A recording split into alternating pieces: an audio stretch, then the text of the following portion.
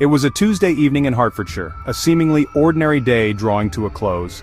The air was still, carrying the faint scent of freshly cut grass and the distant hum of evening traffic. Quiet, routine, utterly normal. The kind of evening where nothing extraordinary ever happens, or so it seemed. Streetlights began to flicker on, casting a warm glow on the neatly lined houses. Families were finishing dinner, sharing stories of their day, the clinking of cutlery against plates, a familiar and comforting sound. Kids doing homework, their brows furrowed in concentration as they tackled math problems and history assignments.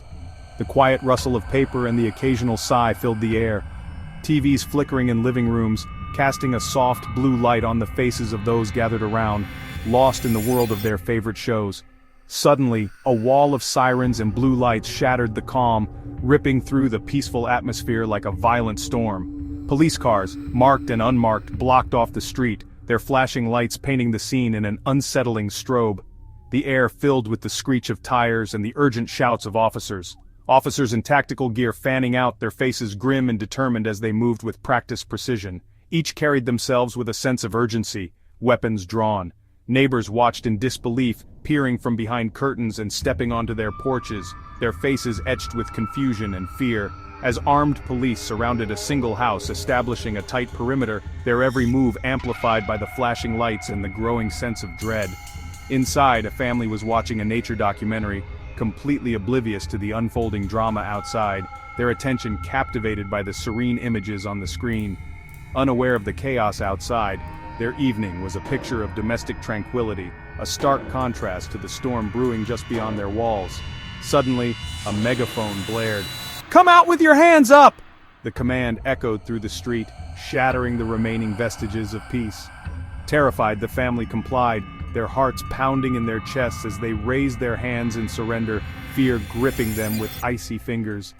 Treated as suspects in their own home, they were ushered outside, their faces pale with shock and confusion, the weight of the situation pressing down on them. Police believed they were responding to a violent, armed criminal, a dangerous individual posing an immediate threat to the community.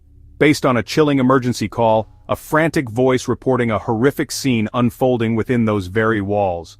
The report described a multiple homicide, painting a gruesome picture of carnage and despair. A gunman still inside, ready to shoot, a ticking time bomb threatening to explode at any moment.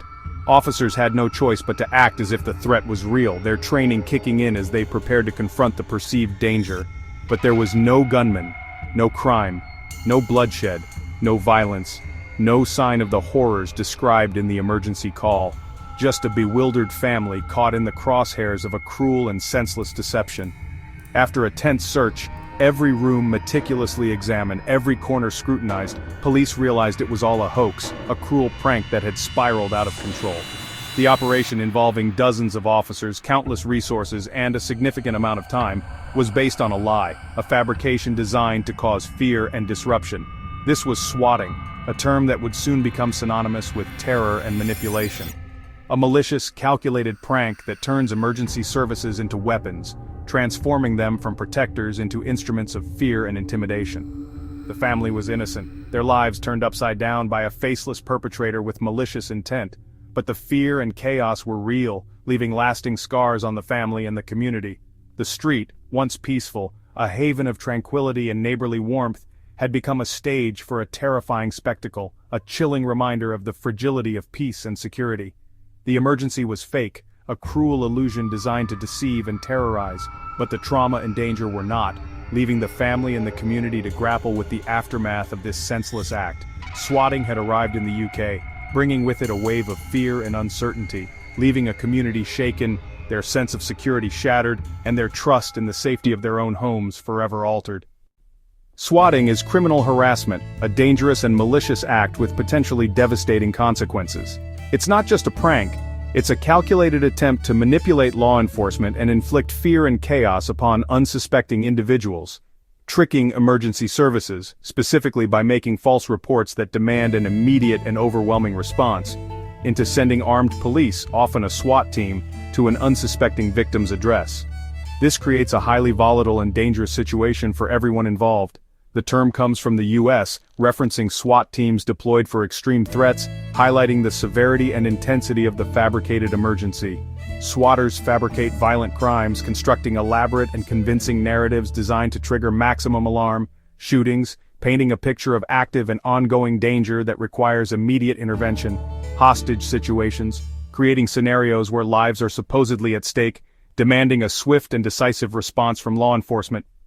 Bomb threats, further escalating the perceived danger and necessitating the mobilization of specialized units and resources, using real addresses to trigger maximum police response, ensuring that the fabricated emergency unfolds in a real-world location, directly impacting innocent individuals.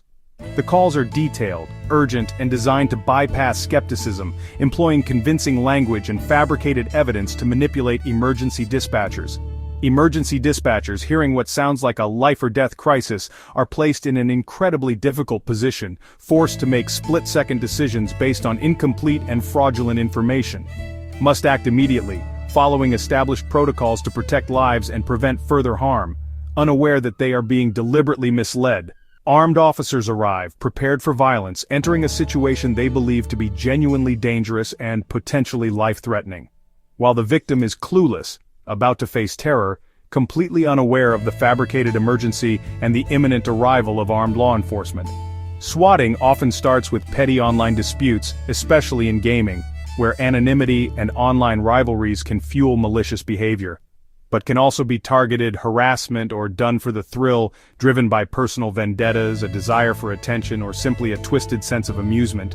Regardless of motive, it's reckless and dangerous, a gross misuse of emergency resources with potentially fatal consequences, putting innocent people, neighbors, and police at risk, disrupting communities and creating an atmosphere of fear and uncertainty. A single misunderstanding or sudden movement could have tragic consequences, turning a fabricated emergency into a real-life catastrophe with irreversible damage. Swatting weaponizes the emergency system, turning a prank into a potential tragedy. It's a serious crime with severe penalties, reflecting the gravity of the harm it inflicts.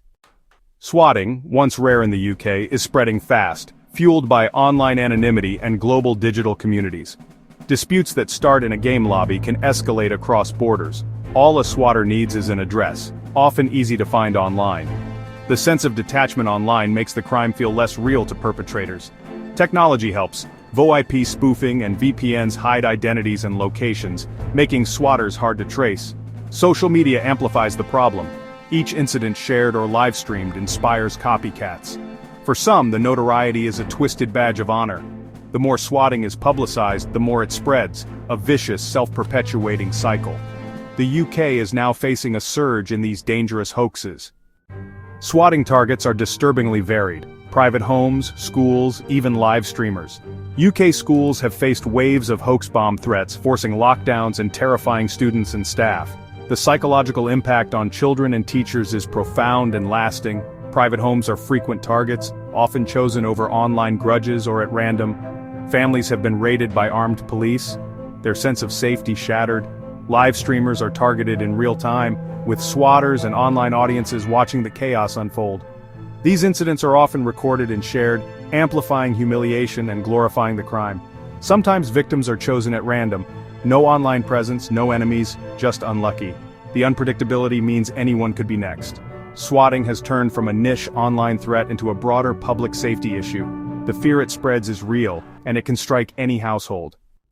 Swatting drains police resources. Every fake emergency ties up armed units, helicopters, and paramedics who could be saving real lives. The cost can reach tens of thousands of pounds per incident. Police leaders warn these hoaxes put the public at risk by diverting resources from genuine emergencies. For victims, the trauma is deep: anxiety, panic attacks, and a shattered sense of safety at home. Neighbors, too, are left shaken, their community's trust in emergency services eroded. Frequent hoaxes risk desensitizing both the public and police, a dangerous cry-wolf effect.